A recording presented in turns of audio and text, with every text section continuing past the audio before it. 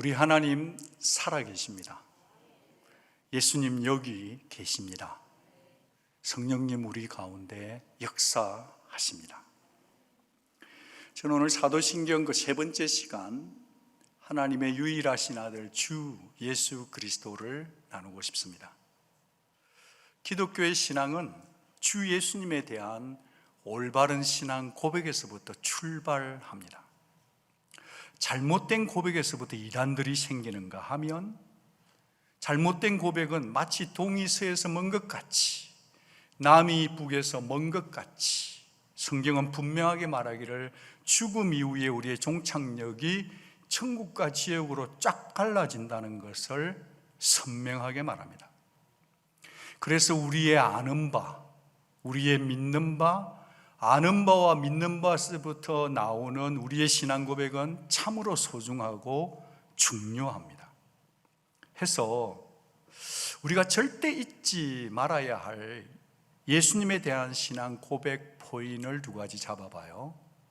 첫째는 그분의 신분에 대한 우리의 고백인데 예수님이 어떤 분이신가. 둘째는 그분의 사역에 대한 고백인데요, 예수님은 무엇을 하셨는가, 예수님은 무엇을 하고 계시는가입니다. 먼저 오늘 보게 되는 것은 예수님이 어떤 분이신가, 그분이 누구신지에 대한 고백인 거죠. 다른 사람 다 냅두고 너희는 나를 누구라 하느냐.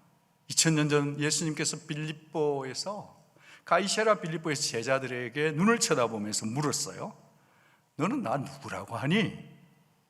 바로 그 주님께서 오늘 이 자리에 오셔서 저와 여러분의 눈동자를 쳐다보면서 너는 나를 누구라고 하는데, 여러분의 고백을 기다리고 계신 줄 믿습니다.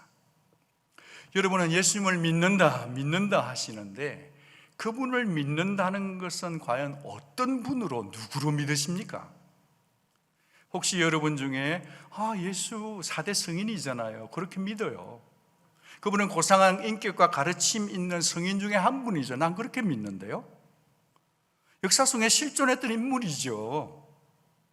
기독교 창시한 분은 아닌가, 난 그렇게 알고 믿는데, 그분은 평안과 복을 주시는 분이라 믿어요. 내 병을 고치는 분으로 믿죠. 내 비즈니스를 도와주는 분이라고 믿고 난 매달려 보려고요.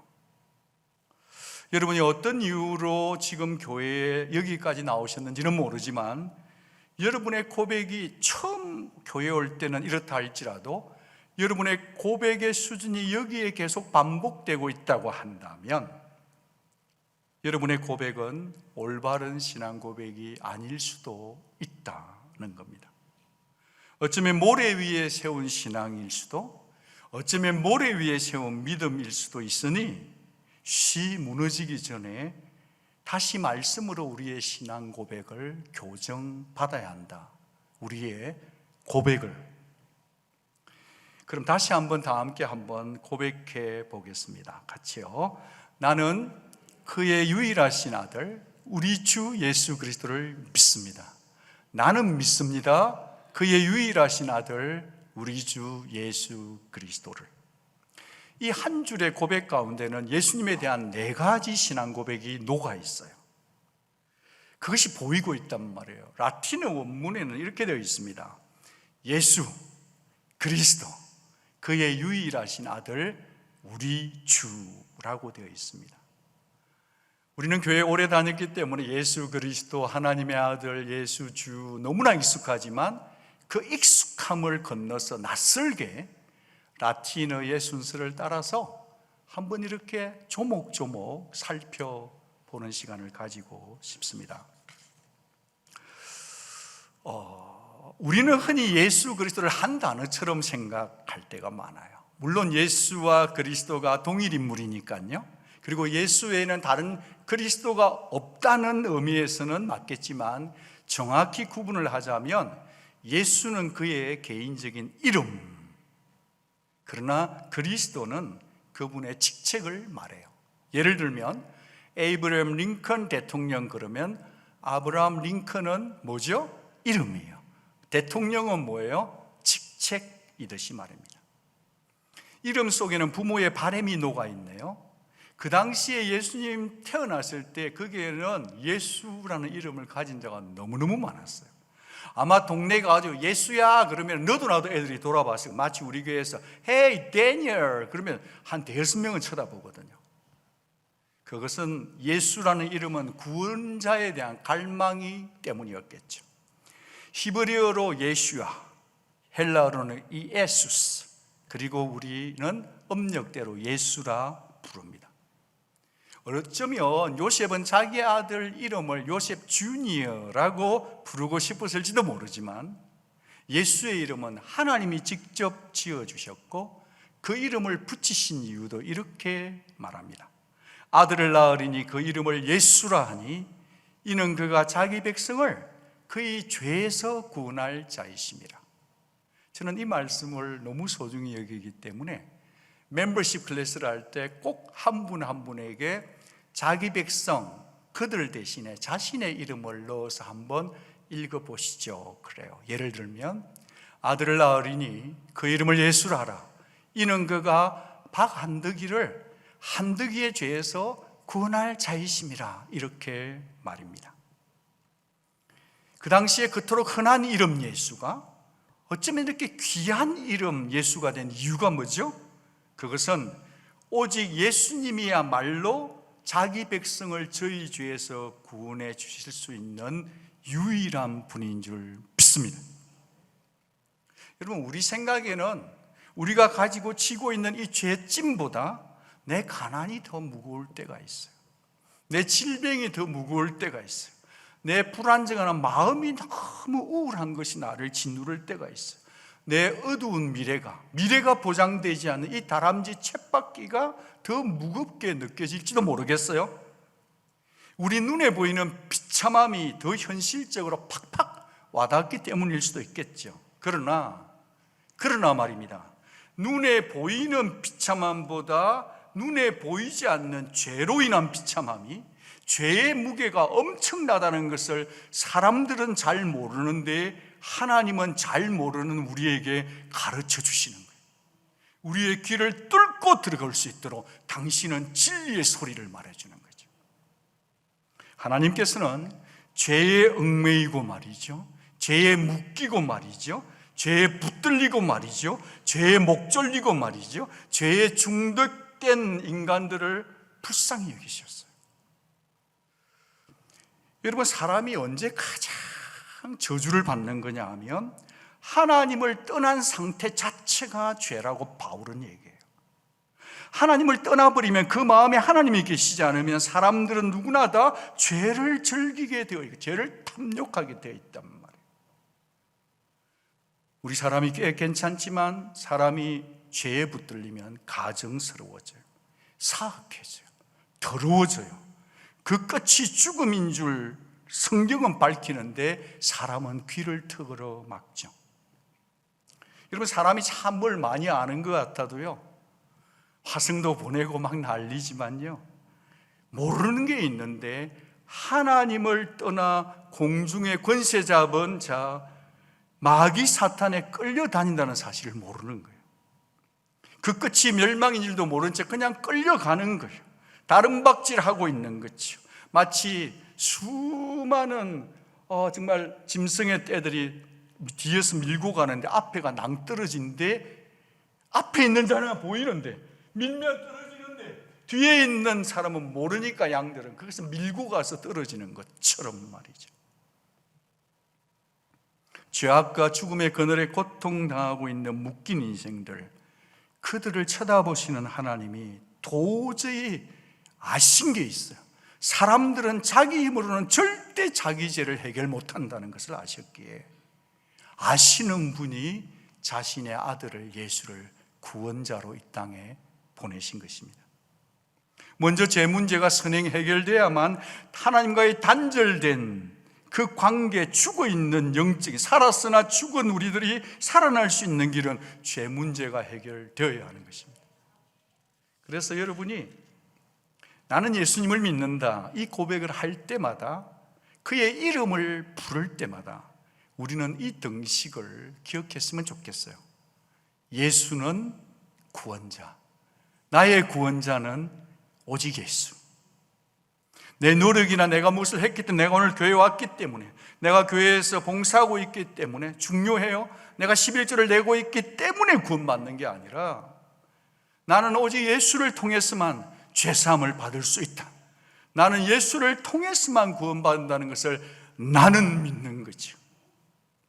예수 나의 구원자. 이 고백은 오직 예수 그리스도를 주로 믿는 믿음으로만 작동됩니다. 여러분, 이 세상의 모든 것은 다 끝이 있어요.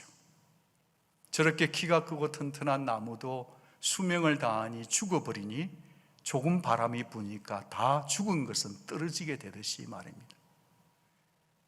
그런데 성경은 우리에게 말하기를 죽어도 죽지 않는 것이 있다는 거예요. 뭘까요? 사람의 영혼은 죽음이 끝이 아니라 영원하다는 거예요. 어떤 영원함이냐 하니까 죄로 인한 대가는 영원한 형벌 속의 영원함인 거예요.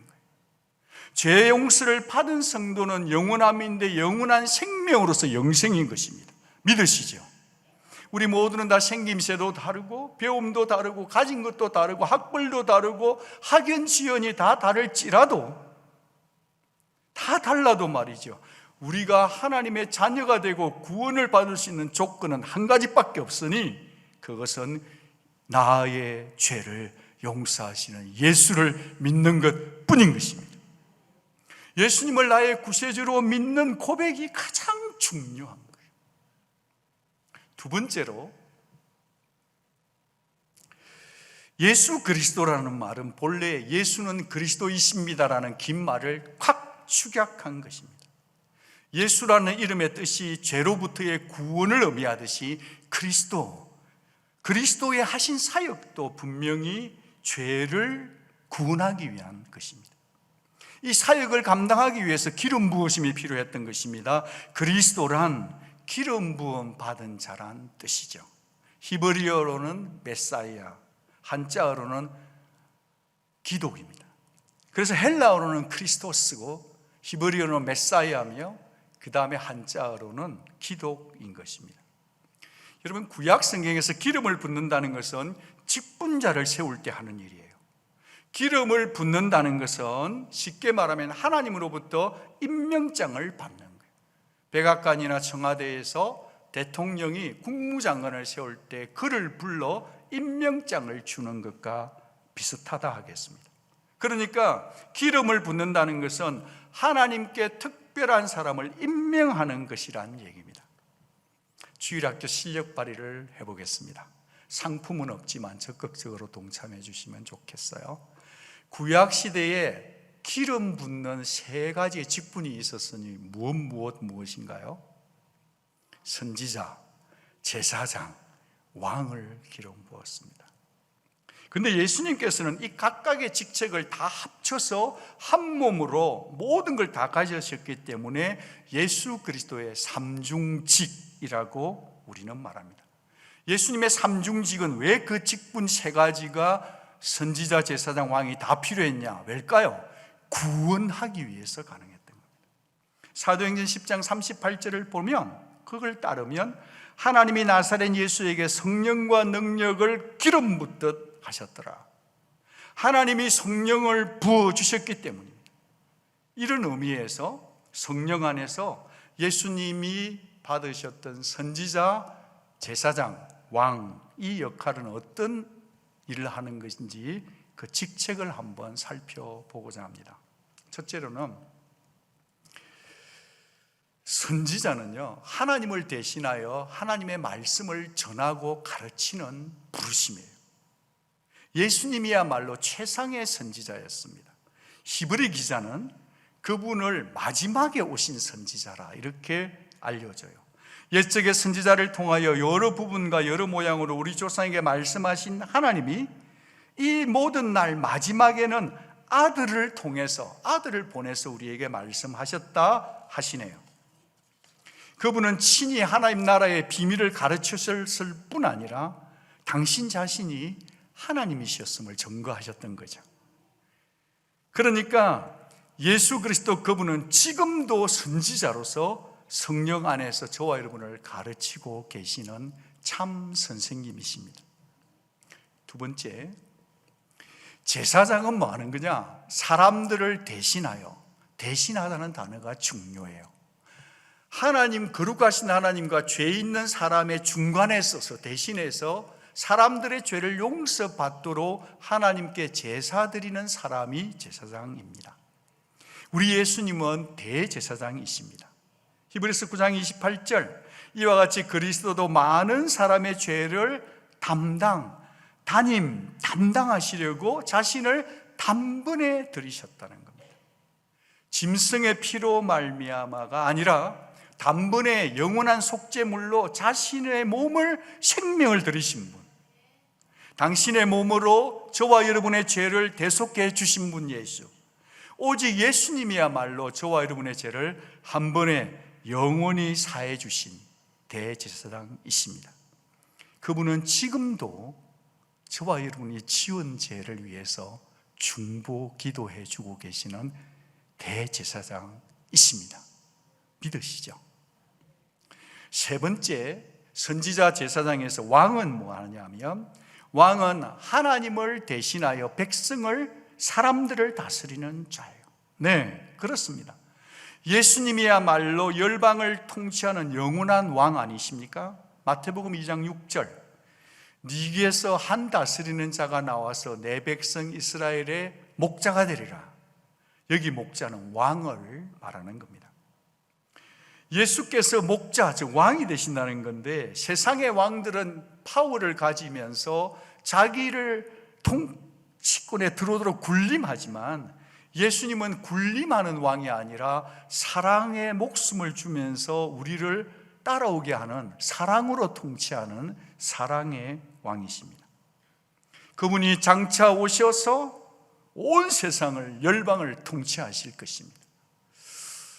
여러분은 날짜를 정하는 종말론주의자는 아니지만, 여러분 요즘 뉴스 한 번씩 보시죠. 멕시코의 물고기들이 떼죽음으로 막 들고 일어나요. 좀 강조됐지만 플로리다에는 MBC 아메리카에서는 1000년 만에 그렇게 쏟아진 비가 처음이에요. 도시가, 차들이 떠다녀요. 사막화가 일어나요. 정말 세상 어디에도 안전한 곳이 없는 시대를 살고 있는데, 여러분은 우리 예수님이 1000년 뒤에 올 거라고 믿는 건 아니시죠? 주님이 장차 오셔서 열방을 통치하실 것입니다. 첫째 전쟁과 기근과 이상이 있을 때 내가 오리라 하셨던 주님은 그의 이름이 신실이니 속해 오실 것입니다. 나중에 오셔서 통치하는 주님으로 우리는 믿질 않아요. 주님은 지금 통치하는 주님으로 믿는 것입니다. 사탄의 세력을 일일이 굴복시키신 주님은 지금 십자가로 말미암아 승리를 주신 그 승리를 성도가 생활 중에 누릴 수 있도록 말씀과 성령과 사랑으로 우리를 통치하며 지키시는 영원한 왕이십니다. 우리 도미니카 선교팀을 보내는데 집집마다 요즘은 애들이 하나예요. 거의 우리 부모님들은 자녀가 도미니카 가 있는 동안 몸은 여기 있으나 마음은 전부 다 도미니카에 가 있을 거라 생각해요. 어떻게 그들을 믿고 이 금쪽 같은 아들들을 그 땅에 보내죠? 거기에도 하나님이 살아계시니 나는 여기에서만 기도해 줄란다.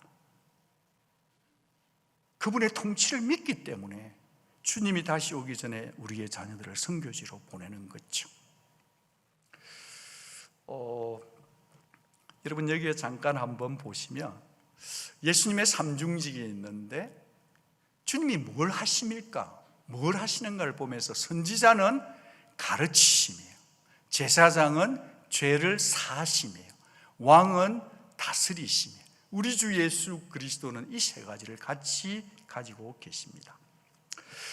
파워포인트 없애주시고요. 이 예수님을 그리스도로 믿느냐 믿지 않느냐에 따라서 기독교와 유대교가 갈라지게 되는 것입니다. 당시 이스라엘은 그 누구보다도 이 왕 대신 정치적인 메시아에 대한 그리스도에 대한 목마름이 엄청 갈증이 컸어요. 마치 인도의 56도, 중국의 70도 되는 것에서 입이 바짝바짝 타들어가는 응급실 앞에 쓰러진 사람들처럼 그 민족은 메사이아, 정치적 메시아가 오기를 갈망했었죠. 왜 그런가? 바벨론 제국의 말발굽에 시달렸어요. 페르시아에게 시달렸어요. 그리스에게 시달렸어요. 로마 제국의 종으로 살고 있으니 자신들을 원수에게서부터 풀어줄, 릴리스해줄 정치적 메사이아를, 왕을 기다렸던 거죠. 그들은 아직도 그 정치적 메시아를 기다리고 있어요. 저는 이스라엘의 수상 아주 시오니즘에 있는 야타나우, 그 총리의 생각에 들어가 보지는 않았지만 이 야타나우가 지금 하마스를 끝까지 공격할 때 그 중심 속에는 진짜 이스라엘의 왕으로 올 통치자를 기다리며 그분이 올 때까지 자기는 하마스를 끝까지 가겠다고 하는 그 총리의 가슴이 보이는 것 같아요. 그들은 아직도 오신 예수를 믿지 않고 정치적 왕으로 오실 메시아를 기다리고 있거든요. 사람이 어떤 일을 결정하고 갈 때는 그 속에는 신념이 있고 자신의 고백이 삶으로 나타나는 거거든요. 그들은 이미 오신 예수를 거절했습니다. 거부했습니다. 그러나 세상의 통치자들이 어찌하든지 상관없이 저와 여러분은 예수를 믿기 때문에 그리스도로 오신 예수님은 과거의 직책으로 끝난 분이 아니라 오늘도 살아계시면서 열방을 통치하는 Our God, Our Lord, He reigns. 그분이 통치하는 것을 믿는 것이지요. 바로 이 고백이 나는 믿습니다. 예수가 그리스도이심을, 그 고백인 거죠. 세 번째 예수님에 대한 고백은 하나님의 유일하신 아들, 독생자는 하나님께 사랑받는 아들이요 동일한 신성을 가진 아들이라는 의미예요. 사랑하는 여러분, 하나님의 유일하신 아들, 이러니까 포스트 모던 시대 사람들 이런 얘기를 하는 거예요. 그럼 뭐 둘째 아들도 있겠네라든지, 아들이 있으면 딸도 있겠네라든지, 막 사상적으로 막 얘기하는 거예요, 자유주의자들이. 그러나 우리는 뭘 믿냐면 여기에 독생자 유일하신 아들이라는 것은 성부에게서 난 모노게네스, 유일한 아들, the only son이라는 것을 믿습니다. 이 유일한 아들 속에는 두 가지 의미가 있는데 그 첫 번째는 뭐냐면 유일한 아들이란 말 속에는 하나님께 사랑받은 유일한 아들이란 뜻이 있어요. 사람은 그 누구도 하나님 마음에 사랑을 받을 만한 사람이 없었어요. 오직 하나님의 아들 예수만이 내 사랑하는 자요 내 기뻐하는 자라 하셨죠.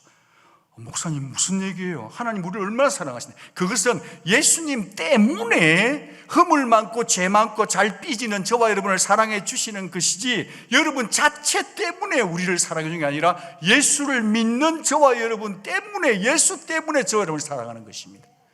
하나님께 사랑받은 유일한 아들은 예수밖에 없는 겁니다. 그러니 우리는 하나님께 사랑받는다는 것과 우리가 예수님을 사랑한다는 얘기를 할 때 우리는 언제나 십자가로부터 우리의 사랑 고백이 시작되고 맞춰져야 되는 거예요. 두 번째로 하나님의 유일하신 아들이라는 두 번째 뜻 속에는 본질이 예수님은 하나님과 같다는 얘기예요. essential, attribute가 같다는 거예요. 모든 세상의 이단은 이 부분을 부인하는 데부터 시작됐네요. 예컨대 이런 겁니다. 아버지가 먼저 계시고 예수님이 태어나셨다며, 그러면 거기에는 시간적 순서가 있으니까 하나님은 월등하고 탁월하시나 예수는 시간상으로 열등하다고 얘기하는 거예요. 이게 이단이에요. 하나님이 만드셨다고 얘기하면서 예수님의 하나님 되심을 격화시키는 거예요. 이단인 거죠. 그러나 저와 여러분이 믿는 예수 그리스도는 성경 전체를 정확하게 볼 때 예수는 하나님이십니다. 예수는 하나님과 동일한 줄 믿습니다. 아버지가 하나님이시기 때문에 아들 예수님도 본질상 하나님이신 것입니다. 이 부분을 가장 잘 설명한 곳은 요한복음 1장 14절이에요. 말씀이 육신이 되어 우리 가운데 거하심에 우리가 그의 영광을 보니 아버지 독생자의 영광이라. 오늘 처음 우리가 읽었던 본문 말씀입니다. 그러니까요, 예수님은 성부, 성자, 성령 하나님이 줄곧 함께 같이 계시다가 우리의 구원을 위해서 사람의 몸을 입고 이 땅에 오신 것입니다. 그 안에는 신성의 모든 충만이 육체 안에 가득히 거하여 계신다고 골로새서 2장 9절에서 말씀하십니다. 그러니까 예수님 속에는 성부와 동일한 성품과 본질, attribute와 essential이 같이 가지고 계신다는 거예요. 여러분, 머리에 쥐가 내려가지고 주무시고 싶은 마음이 드시지요? 그럴 때 주무셔도 괜찮아요. 그런데 알고는 주무셔야 돼. 그래서 예수님 자신도 이 말씀을 한번 읽고 주무세요. 같이 읽겠습니다. 시작. 나와 아버지는 하나이니라. 예수님이 십자가에 왜 돌아가시냐면 나와 아버지는 하나라고 했던 이 진술문을 하고 나서 신성모독죄에 걸려서 십자가에 돌아가셨단 말이에요. 예수님은 말씀해 나는 하나님 아버지와 동등하다. 동등하신 분인데 He emptied himself. 그래서 예수가 겸손의 왕인 거죠. 여러분, 우리 주 예수님은 완전한 인성을 가지고 계시기 때문에 여러분의 피곤하고 졸음 오는 걸 충분히 이해하죠. 왜냐하면 예수님도 배 타고 가면서도 주무신 분이에요. 그래서 주무시는 분을 예수님이 사랑하는 거예요. 주께서 사랑하는 자에게 잠을 주시니까. 완전한 인성을 가지셨지만 주님은 완전한 신성, perfect deity를 가지고 계신 거예요. 그래서 그분이 제사장이고 선지자시고 우리의 왕인 거죠. 우리가 이 예수님을 하나님의 아들로 고백할 때마다 성자 예수님께 우리는 우리의 사랑을 드리는 거예요. 우리 교회 젊은이들이 결혼을 많이 할 때 Would you marry with me? 그렇게 할 때 그 준비한 반지, 다이아몬드 캐럿을 중요한 게 아니라 사랑한다는 고백이 중요한 거잖아요. 우리도 마찬가지죠. 예수님을 하나님의 아들이십니다, 나의 주님이라고 고백할 때 예수님은 우리의 뭘 가져온냐를 보는 게 아니라 우리의 사랑의 고백을 받아서 기뻐하시는 거죠. 우리의 예배를 받으시는 분 예수, 우리의 기도를 들어주시는 분 예수, 우리에게 충만한 은혜를 한량없이 부어주시는 분 예수, 하나님께 사랑받은 독생자 성자 예수님을 주로 믿고 고백하는 거죠. 마지막 네 번째는 예수님은 나의 주님이란 뜻인데 거기에는 첫째는 나의 하나님이라는 뜻이고 둘째는 나의 주인님이라는 의미가 있어요. 여러분, 구약 성경에서 주 여호와라는 단어는 하나님의 지칭하는 대명사입니다. 호칭이에요. 그런데 유대인들은 구약 성경을 읽을 때 야훼라는 글이 나올 때마다 발음을 안 해요. 그 말을 죄 있는 우리가 하나님의 이름을 말하는 걸 불경하다고 여겼기 때문에, 그래서 발음을 그렇게 야훼라고 하지 않고 아도나이라고 고백하는 거예요. 쓰여 있는 것은 야훼인데 아도나이라고 부르는 거예요. 아도나이는 나의 주인이란 뜻이네요. 그 거룩하신 이름을 감히 부를 수 없다는 경외심 때문이에요. 무려 6,000분 이상 여호라는 말이 나오는데 그걸 전부 다 아도나이로 읽는다는 거예요. 여러분, 유대인의 신앙을 그렇게 가볍게 우리가 저 유대인들은 예수도 안 믿어 그렇게 하시면 안 되고, 그들을 위한 그들의 눈이 열리도록 우리보다 하나님을 정말 경외하는 사람들이에요. 예수가 안 믿어져서 그러는 거예요. 그들은 참 감납니다. 우리는 돌 감납니다. 우리가 그들을 위해 기도해 줘야 되는 거죠. 어쨌든 여러분, 6,000번 이상 나오는 여호와를 주라고 번역했단 말이에요. 그러니까 신약의 성도들, 저와 여러분이 주 예수님이라고 고백한다는 것은 바로 구약의 백성들이 야훼라고 못 부르고 아도나이라고 부르던 그 경외심과 우리 신약의 성도들이 예수를 나의 주라고 고백하는 것은 그 무게와 가치가, 영광의 무게가 같다는 거예요. 그 정도의 경외심을 담은 예수 나의 주라는 고백이어야 한다는 겁니다.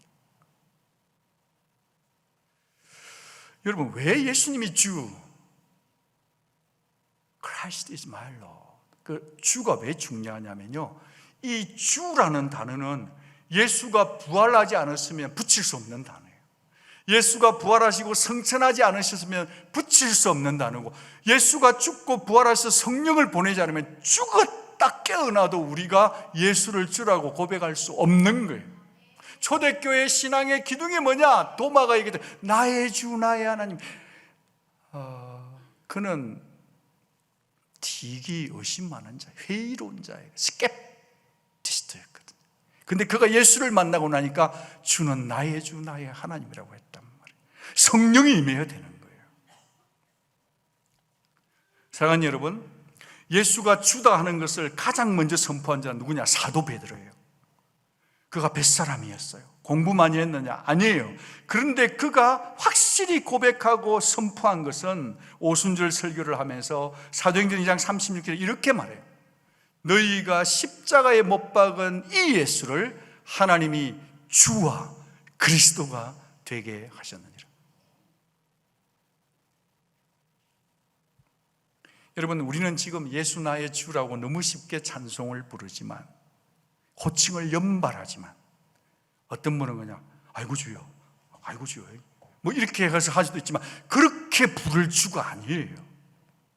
이 호칭은 주라고 얘기하는 순간 목숨을 건 고백이었거든요. 황제 숭배 속에서 오직 로마의 황제만이 큐리오인데, 나는 그 황제가 나의 주가 아니라 예수가 나의 주라고 고백하면서 죽어도 사자의 입에 들어가면서도 황제가 주가 아니라 예수가 나의 주라고 고백했던 순교자적 신앙 고백에서 나온 단어, 예수는 나의 주였거든요. 예수를 주라 부르며 죽더라도 저항하며 항거하며 예수를 믿었던 신앙 고백인 거죠. 그래요, 예수 그리스도 주님만이 우리의 영혼과 인생과 미래의 주인인 줄 믿습니다. 죄와 사망의 종이었던 우리를 모든 마귀의 근세부터 건져내신 분, 예수 주님이십니다. 핏값으로 사서 저희들을 하나님의 자녀 삼아주고 신부 삼아준 분도 예수 주님이십니다. 우리를 자신의 소유 삼은 분도 주님이세요. 성도의 가장 큰 소속감은 예수께 소속되는 겁니다. 하여서 내 가진 건강 내 것 아니에요. 내 가진 재능 내 것 아니에요. 성령이 주신 거예요. 내 가진 시간 내 것 아니에요. 내 가진 물질 내 것 아니에요. 내 가진 직업 내 것 아니에요. 내 남은 생명 내 것 아니에요. 그것은 나의 주인님의 것입니다. 이번에 BBS가 너무 멋졌어요. 정말 행복했어요. 근데 제가 이렇게 복도에 다니다 부엌에는 부엌대로 수고하신 분이 계시고 부모님 라이드하고 또 헌신한 크루들, 교사들이 있고 말이죠.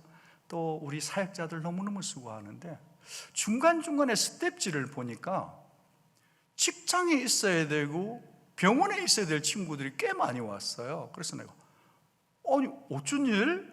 어떻게 왔는데? 이러니까 BBS를 위해서 휴가를 냈다는 거예요. 골목을 돌아서서 다른 분을 만나서 어찌 왔어? 그러니까 목사님 BBS 위해서 휴가 냈어요. 같이 한번 하겠습니다. 아싸! 같이 합니다. 잘 될 수밖에 없는 교회.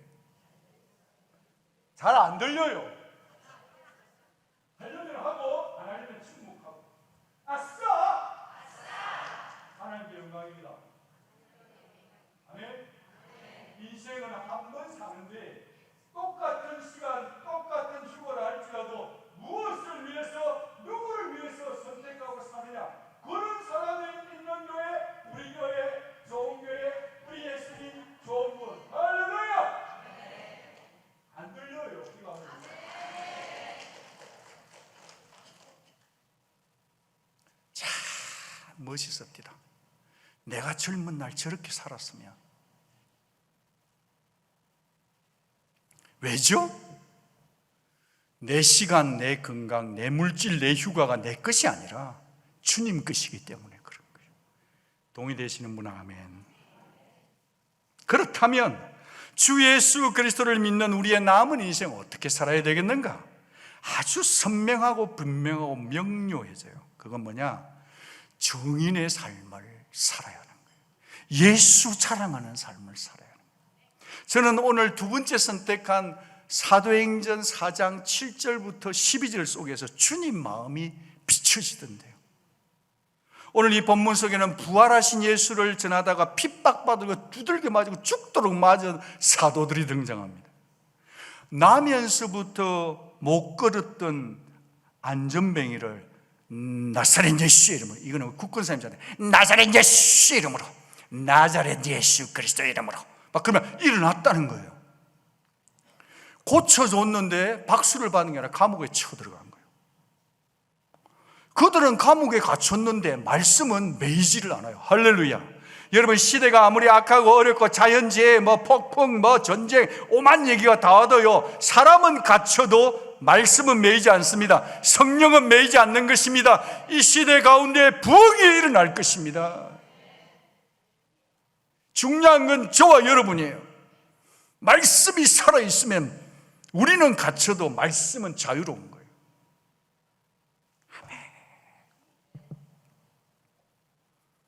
갑자기 3,000명, 5,000명이 예수 믿는 거예요.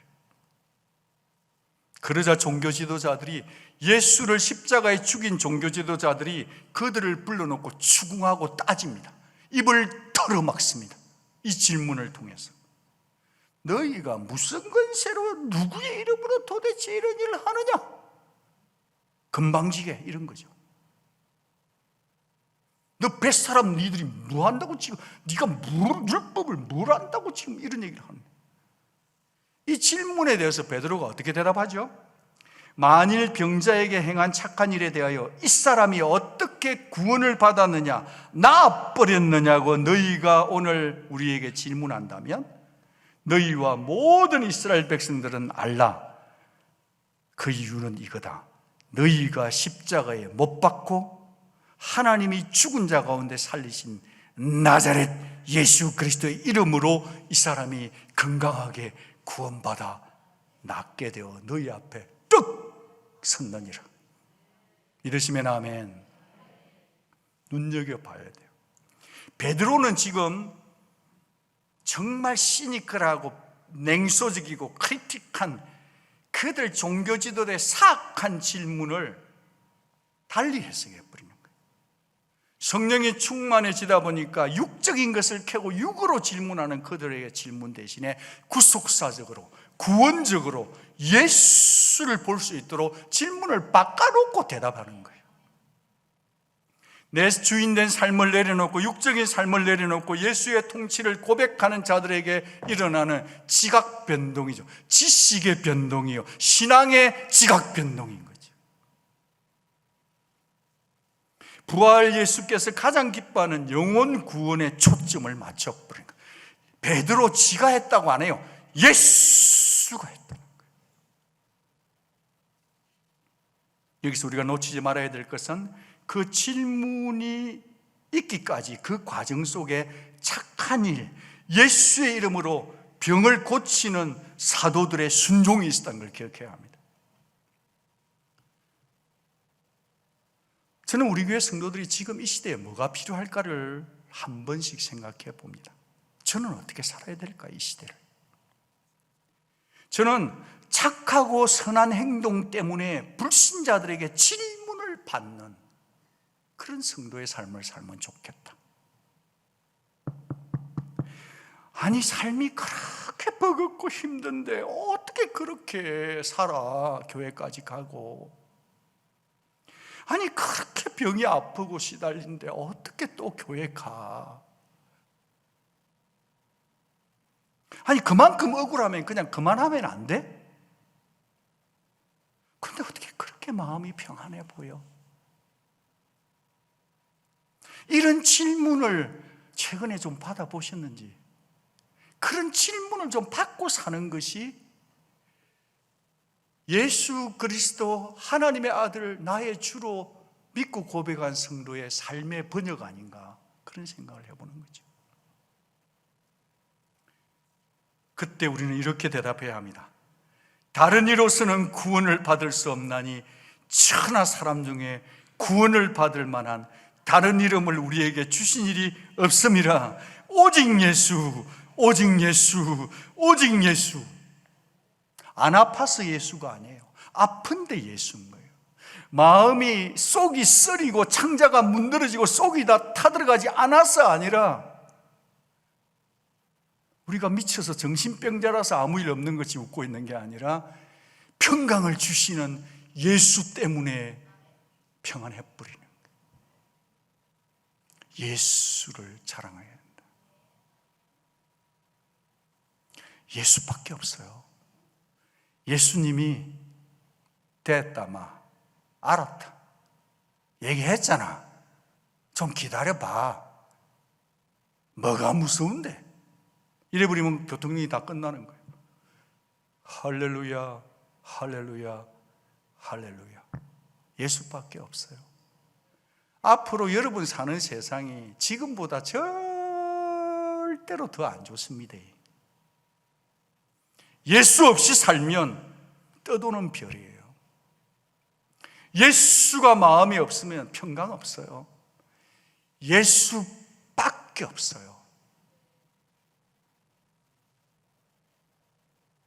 주 예수 그리스도를 나의 주님으로 고백하며 살아가는 성도 여러분, 저와 여러분의 남은 인생이 나를 살리신 예수 그리스도, 나를 구원해 준 예수 그리스도, 하나님의 아들 나의 주, 이 신앙 고백을 말로, 삶으로 믿을 뿐 아니라 삶으로 살아내고 번역해내는 신실한 예수님의 증인들, 신실한 예수님의 고백자들이 다 되시기를 축복합니다. 기도하겠습니다.